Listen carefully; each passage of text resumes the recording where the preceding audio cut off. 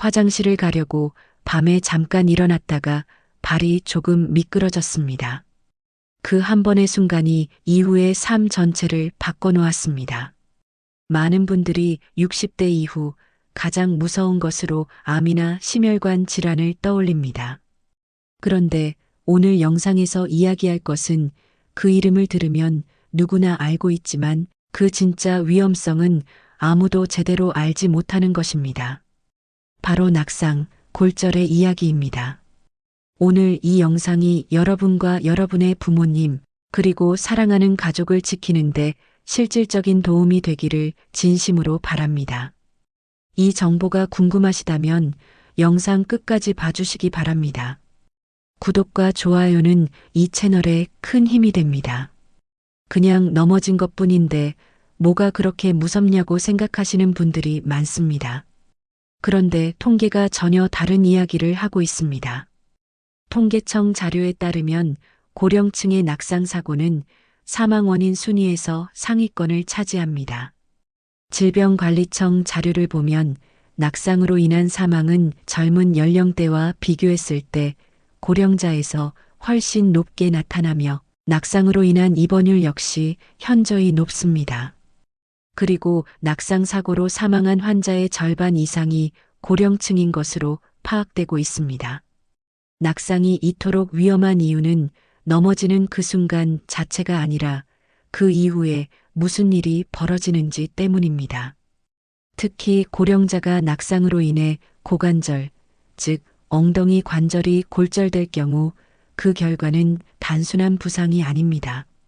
수술을 받더라도 상당수 고령자가 1년 이내에 사망하고 수술을 받지 않으면 그 비율은 훨씬 더 높아진다는 연구 결과들이 세계적인 정형외과 학술지에 발표되어 있습니다. 단순히 뼈가 부러지는 것이 이렇게 치명적인 이유는 무엇일까요? 그것이 바로 오늘 이 영상의 핵심입니다. 65세 이상 고령자에게 낙상은 부상 관련 사고 중 가장 흔한 원인에 해당합니다. 그리고 낙상 사고가 가장 많이 일어나는 장소는 놀랍게도 야외가 아닌 집안입니다. 빙판길이나 계단 같은 위험한 장소를 조심한다고 해서 끝이 아닙니다. 화장실, 침대 옆, 거실 바닥, 현관처럼 매일 아무렇지 않게 지나치는 공간들이 실제로 가장 위험한 낙상 장소입니다. 왜 나이가 들면 잘 넘어지게 될까요? 많은 분들이 단순히 기운이 없어서 또는 부주의해서 넘어진다고 생각합니다. 하지만 실제로는 몸 안에서 여러 가지 변화가 동시에 일어나면서 낙상의 위험이 높아집니다. 첫 번째는 근육량 감소입니다. 사람의 근육은 나이가 들면서 자연스럽게 줄어듭니다. 이 현상을 근감소증이라고 부릅니다. 특별히 아프지 않더라도 특별한 사고가 없더라도 근육은 서서히 감소하고 이로 인해 하체의 힘이 약해집니다. 발이 조금만 걸려도 몸을 지탱하지 못하게 되는 이유가 여기 있습니다. 뿐만 아니라 근육은 골격을 감싸고 지탱해주는 역할을 하기 때문에 근육이 줄어들수록 뼈에 가해지는 충격이 커집니다. 두 번째는 균형 감각의 저하입니다. 균형 감각은 귀 안의 전정기관과 발바닥의 감각 수용체, 그리고 시각 정보가 통합되어 만들어집니다. 나이가 들면 이 세 가지 기능이 모두 조금씩 떨어집니다. 특히 어두운 밤에 갑자기 일어날 때, 혹은 욕실처럼 바닥이 젖어 있는 공간에서 균형을 잡지 못하는 일이 잦아집니다. 발바닥 감각이 둔해지면 바닥의 높낮이 변화를 빠르게 인식하지 못해 작은 턱에도 발이 걸리는 경우가 생깁니다. 세 번째는 뼈 밀도의 감소, 즉 골다공증입니다. 뼈는 겉에서는 아무 이상이 없어 보이지만 안에서 서서히 스펀지처럼 비어가고 있는 경우가 많습니다. 특히 여성의 경우 폐경 이후 호르몬 변화로 인해 뼈 밀도가 급격히 감소합니다. 골다공증은 증상이 없습니다. 뼈 안이 얼마나 약해져 있는지를 통증이나 느낌으로는 알 수 없습니다. 작은 충격에도 뼈가 부러지는 일이 처음으로 생기고 나서야 비로소 골다공증이 있었다는 것을 아는 경우도 적지 않습니다. 네 번째는 시력과 반응 속도의 저하입니다. 나이가 들면서 시야가 좁아지고 초점을 맞추는 속도가 느려집니다. 백내장이 있다면 더욱 그렇습니다. 시력이 좋지 않으면 발 앞에 장애물을 늦게 인식하게 되고 반응 속도가 느려지면 몸이 기울어지는 것을 감지하더라도 발을 빠르게 내딛어 균형을 잡는 것이 어려워집니다. 다섯 번째는 복용 중인 약물의 영향입니다. 혈압약, 수면제, 항불안제, 당뇨약 등 여러 약물은 어지럼증이나 저혈압, 졸음 등의 부작용을 유발할 수 있습니다. 특히 혈압약을 복용 중인 분이 갑자기 자리에서 일어날 때 혈압이 순간적으로 떨어지면서 어지럼증을 느끼는 경우가 많습니다. 여러 종류의 약물을 동시에 복용하는 경우 낙상 위험이 증가한다는 것이 의료계의 공통적인 견해입니다. 이 5가지 변화가 동시에 진행되고 있는 분들이 바로 60대 이후의 시니어 분들입니다. 각각의 변화가 조금씩 모여서 낙상의 위험을 만들어내는 것입니다. 낙상 자체도 무섭지만 낙상이 불러오는 연쇄 반응이 더 위험합니다. 그 중에서도 가장 심각한 것이 고관절 골절입니다. 고관절은 우리 몸에서 허벅지뼈와 골반을 연결하는 핵심 관절입니다. 걷는 것, 서 있는 것, 계단을 오르는 것 등 이동과 관련된 거의 모든 동작에 고관절이 사용됩니다. 이 고관절이 골절되면 걸을 수 없게 됩니다. 고령자가 고관절 골절을 겪으면 어떤 일이 벌어질까요? 먼저 수술이 필요합니다. 고령자가 전신마취와 수술을 감당해야 하는 것 자체가 상당한 부담입니다. 수술 후에는 오랜 시간 침대에 누워 있어야 합니다. 그런데 고령자가 오랫동안 누워만 있으면 신체에 연쇄적인 문제가 생깁니다. 움직이지 못하면 폐가 충분히 팽창하지 못합니다. 폐 아랫부분에 분비물이 고이고 이것이 세균이 번식하기 좋은 환경을 만들어 폐렴으로 이어집니다. 실제로 고관절 골절 후 조기 사망의 가장 흔한 원인이 폐렴이라고 여러 연구에서 보고되고 있습니다. 오래 누워 있으면 피부가 지속적으로 눌리면서 욕창이 생길 수 있습니다. 다리 혈액순환이 떨어지면서 하지에 혈전이 만들어지고 이것이 폐로 이동하면 폐색전증이라는 매우 위험한 상황이 될 수 있습니다. 심장과 뇌혈관으로 혈전이 이동하면 심근경색이나 뇌경색으로 이어질 수도 있습니다. 이것이 바로 단순히 뼈가 부러진 것이 왜 생명을 위협하는 상황으로 이어질 수 있는지에 대한 설명입니다. 뼈 하나가 부러진 것이 아니라 몸 전체의 기능이 도미노처럼 무너지기 시작하는 것입니다. 고관절 골절 이후 수술을 받고 생존하더라도 그 이후의 삶도 크게 달라집니다. 독립적으로 걷고 생활하는 능력이 현저히 떨어지고 고혈압이나 당뇨, 만성 폐질환 같은 만성 질환의 관리도 어려워집니다. 활동량이 줄면서 근육이 더 빠르게 감소하고 이는 다시 두 번째, 세 번째 낙상의 위험을 높입니다. 국제정형외과 저널의 연구에 따르면 고관절 골절을 겪은 고령자의 전체 사망률은 오랜 기간 동안 골절이 없는 동년배에 비해 훨씬 높게 유지되는 경향이 있습니다. 낙상의 피해는 신체적인 것만이 아닙니다. 많은 분들이 간과하시는 것이 바로 낙상 이후의 심리적 변화입니다. 한번 크게 넘어지고 나면 많은 분들이 다시 넘어질 것에 대한 두려움을 갖게 됩니다. 이 두려움은 자연스러운 반응이지만 문제는 이 두려움이 활동 자체를 줄이게 만든다는 것입니다. 걷는 것이 무서워지고 바깥에 나가는 것이 불안해집니다. 그러면 집 안에만 있게 되고 움직임이 더욱 줄어들면서 근육은 더 빠르게 약해집니다. 근육이 약해질수록 실제로 낙상 위험은 더 높아집니다. 이것이 바로 낙상 공포증이 만들어내는 악순환입니다. 낙상 이후 집안에 갇혀 지내다 보면 사회적 관계도 줄어듭니다. 외로움과 고립감이 생기고 이것이 우울증으로 이어지는 경우도 있습니다. 우울증은 식욕 저하, 수면 장애, 활동 감소를 유발하며 신체 건강을 더욱 악화시킵니다.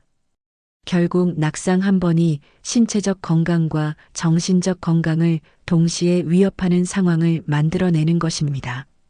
한 재활운동 전문가는 이렇게 이야기합니다. 낙상을 가장 두렵게 만드는 것은 다시 넘어질 수 있다는 공포가 결국 넘어지지 않기 위한 노력 자체를 포기하게 만든다는 점이라고 말입니다. 낙상을 예방하려면 몸을 움직여야 하는데 두려움이 그 움직임을 막는 역설적인 상황이 됩니다. 그렇기 때문에 낙상 이후의 심리적 회복과 함께 재활 운동을 꾸준히 이어나가는 것이 매우 중요합니다. 낙상은 빙판길에서만 일어나지 않습니다. 실제로 낙상이 가장 많이 발생하는 장소는 집안입니다. 실내 활동은 계절을 타지 않기 때문에 겨울철 빙판길, 낙상과는 별개로 실내 낙상은 사계절 내내 꾸준히 발생합니다. 집안에서 가장 위험한 공간은 화장실입니다. 화장실 바닥은 물기가 있어 미끄럽고 좁은 공간에서 몸을 구부리거나 일어서는 동작이 반복됩니다. 특히 야간에 잠에서 깨어 화장실에 갈 때 조명이 어두운 상태에서 이동하다가 낙상이 발생하는 경우가 많습니다. 잠에서 막 깨어난 상태에서는 균형 감각이 충분히 회복되기 전이고 혈압 변화로 인한 어지럼증도 생길 수 있습니다. 침대 주변도 위험합니다.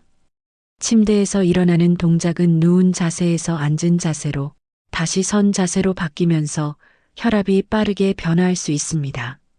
이때 어지럼증이 오면 균형을 잃기 쉽습니다. 침대 높이가 너무 높거나 낮아도 일어서는 과정에서 위험할 수 있습니다. 거실과 주방의 바닥도 살펴봐야 합니다. 미끄러운 마루 바닥, 중간에 걸리는 카펫 끝, 어지럽게 놓인 물건들, 전선 등이 모두 낙상의 원인이 됩니다. 슬리퍼의 경우 뒤꿈치가 없는 슬리퍼는 걸을 때 발이 빠질 수 있어 위험합니다. 오래된 집의 경우 계단 끝이 마모되어 높낮이 인식이 어려운 경우도 있습니다. 낙상이 발생하기 쉬운 상황으로는 갑자기 일어설 때, 계단을 내려갈 때, 무거운 것을 들고 이동할 때, 뒤를 돌아볼 때 균형을 잃는 경우 등이 있습니다. 특히 전화기가 울려서 갑자기 빠르게 움직일 때 또는 뭔가를 찾으려고 높은 곳에 손을 뻗을 때 낙상이 발생하는 경우도 많습니다. 이 모든 상황들은 특별히 부주의해서가 아닙니다. 몸의 변화로 인해 평소에는 아무렇지 않았던 일상적인 동작들이 위험해지는 것입니다. 그렇기 때문에 집안의 환경을 낙상 예방에 맞게 점검하고 바꾸는 것이 필요합니다. 넘어졌을 때 어떻게 해야 하는지를 미리 알고 있는 것이 중요합니다. 실제로 낙상 후 잘못된 대처가 상황을 더욱 악화시키는 경우가 있기 때문입니다. 먼저 넘어진 직후에 바로 일어나려고 서두르지 않는 것이 중요합니다. 충격을 받은 직후에는 통증 감각이 제대로 오지 않을 수 있습니다. 골절이 있더라도 처음에는 걸을 수 있는 것처럼 느껴질 수 있기 때문에 일단 자리에서 천천히 상태를 확인하는 것이 먼저입니다. 만약 심한 통증이 느껴지거나 다리나 팔을 움직이기 어렵거나 해당 부위가 비정상적으로 보인다면 무리하게 일어나지 않고 즉시 119에 연락해야 합니다. 주변에 도와줄 사람이 있다면 그 사람이 함부로 환자를 들거나 당기지 않고 119 구급대원의 지시를 기다리는 것이 안전합니다. 잘못된 자세로 이동시키면 골절 부위가 더 크게 손상될 수 있습니다. 경미하게 넘어진 것 같더라도 이후에 통증이 지속된다면 반드시 병원을 방문해야 합니다. 겉보기에는 금방 간 경미한 골절이라도 제때 처치하지 않으면 수술 규모가 커지거나 혈관 손상으로 인한 합병증이 생길 수 있습니다. 국내에서 낙상 전문 의료센터를 운영하는 전문의들은 절뚝거리면서 걸을 수 있는 정도라도 넘어진 후에는 반드시 병원에 가야 한다고 강조합니다. 골절 여부는 영상 검사를 통해서만 정확히 확인할 수 있습니다. 낙상 예방에서 가장 중요한 것은 몸을 꾸준히 움직이는 것입니다. 그런데 어떤 운동이든 하면 되는 것이 아니라 낙상 예방에 실질적으로 도움이 되는 운동을 선택하는 것이 중요합니다. 첫 번째는 하체 근력 운동입니다. 단순히 걷는 것만으로는 낙상을 예방하기에 충분한 근육을 유지하기 어렵습니다. 걷기는 심폐기능에 도움이 되지만 근육량 자체를 늘리는 데는 한계가 있습니다. 하체 근력을 키우는 운동이 함께 이루어져야 합니다. 의자에 앉았다가 일어서는 동작, 즉 스탠드업 운동은 가장 기본적이면서도 효과적인 하체 근력 운동입니다. 처음에는 의자 팔걸이를 잡고 천천히 시작하여 점차 팔걸이 없이 할 수 있도록 목표를 높여가는 것이 좋습니다. 하프 스쿼트는 무릎 관절에 부담이 적으면서도 허벅지와 엉덩이 근육을 효과적으로 강화할 수 있는 운동입니다. 탄력 밴드를 이용한 다리 들어 올리기나 옆으로 들기 운동도 고관절 주변 근육을 강화하는 데 도움이 됩니다. 두 번째는 균형 감각 운동입니다. 균형 감각은 훈련을 통해 향상시킬 수 있습니다. 한 발로 서는 연습을 매일 조금씩 하는 것이 균형 감각 회복에 도움이 됩니다. 처음에는 벽이나 의자를 잡고 한 발로 서는 연습을 하고 점차 아무것도 잡지 않고 할 수 있도록 단계를 높여가는 것이 좋습니다. 태극권은 느리고 부드러운 동작으로 균형 감각과 하체 근력을 동시에 향상시키는 운동으로 여러 연구에서 고령자의 낙상 예방에 효과적인 것으로 확인되었습니다. 댄스 스포츠도 균형 감각과 전신 협응력을 키우는데 좋은 운동입니다. 세 번째는 유산소 운동입니다. 빠르게 걷기, 수영, 수중 에어로빅은 심폐 기능을 높이고 혈액순환을 촉진하며 전반적인 신체 기능 유지에 도움이 됩니다. 특히 수중 운동은 부력이 있어 관절에 가해지는 충격이 적으면서도 전신 근육을 사용할 수 있어 관절이 좋지 않은 분들에게 매우 적합합니다. 네 번째는 유연성 및 스트레칭입니다. 근육과 관절의 유연성이 좋을수록 균형을 잃었을 때 몸이 적절하게 반응하는 능력이 높아집니다. 요가, 스트레칭, 필라테스는 유연성과 코어 근력을 동시에 향상시키는 데 도움이 됩니다. 코어 근육은 몸의 중심을 잡아주는 근육으로 코어가 강해지면 서 있거나 걷는 도중 균형을 잃는 상황에서 몸을 지탱하는 힘이 생깁니다. 운동을 시작하기 전에는 반드시 의료 전문가와 상담하여 본인의 현재 건강 상태와 몸의 조건에 맞는 운동 강도와 종류를 확인하는 것이 중요합니다.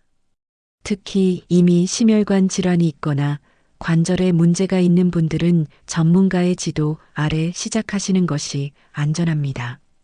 개인마다 몸의 상태가 다르기 때문에 남들과 같은 운동을 무조건 따라하기보다는 본인에게 맞는 운동을 선택하고 꾸준히 이어가는 것이 훨씬 중요합니다.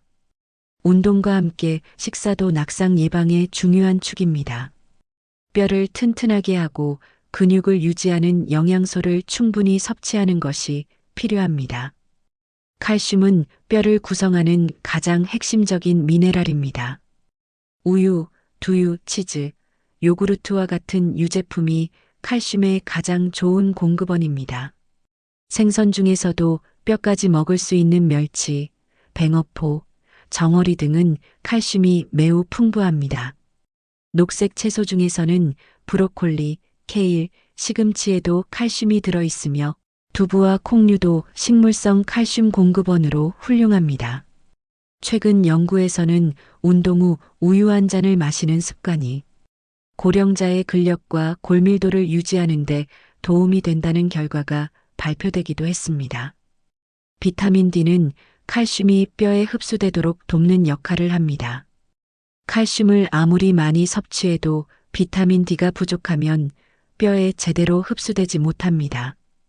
비타민 D는 햇빛을 통해 피부에서 합성되는데 실내 생활이 많고 야외 활동이 적은 분들은 비타민 D가 부족한 경우가 많습니다.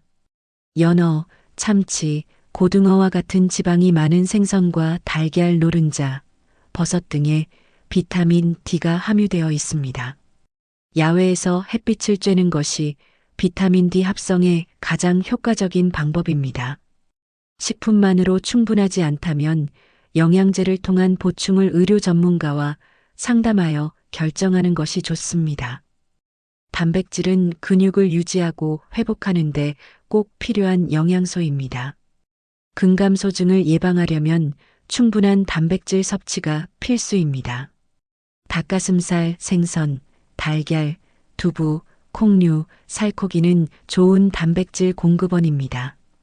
고령자의 경우 소화 기능이 젊을 때보다 저하되어 있기 때문에 한 번에 많은 양을 먹기보다 세끼 식사에 걸쳐 단백질을 고르게 분배하여 섭취하는 것이 효과적입니다. 신장 기능에 문제가 있는 분들은 단백질 섭취량에 대해 반드시 의료 전문가와 상담해야 합니다. 마그네슘과 비타민 K도 뼈 건강에 중요한 역할을 합니다. 마그네슘은 견과류, 통곡물, 녹색 채소에 풍부하며 칼슘과 함께 뼈 형성에 관여합니다. 비타민 K는 뼈 단백질 합성에 관여하며 시금치, 케일, 브로콜리와 같은 녹색 채소에 풍부합니다. 오메가-3 지방산은 뼈 건강뿐 아니라 근육의 회복에도 도움이 됩니다. 고등어, 삼치, 연어, 참치와 같은 등 푸른 생선과 호두, 아마씨 등에 풍부합니다. 혈관 건강에도 도움이 되어 전반적인 신체 기능 유지에 유익합니다. 반면 과도한 음주는 칼슘 흡수를 방해하고 뼈 형성 세포의 기능을 억제합니다. 흡연도 뼈 밀도를 낮추는 것으로 알려져 있습니다. 짜게 먹는 습관은 소변을 통한 칼슘 배출을 증가시켜 뼈 건강에 좋지 않습니다. 나트륨을 줄이고 신선한 채소와 과일을 충분히 드시는 것이 혈압과 뼈 건강을 동시에 지키는 데 도움이 됩니다. 낙상 예방은 몸 안의 변화에 대응하는 것만큼이나 주변 환경을 안전하게 만드는 것도 중요합니다. 집안 환경을 조금만 바꾸어도 낙상 위험을 크게 줄일 수 있습니다.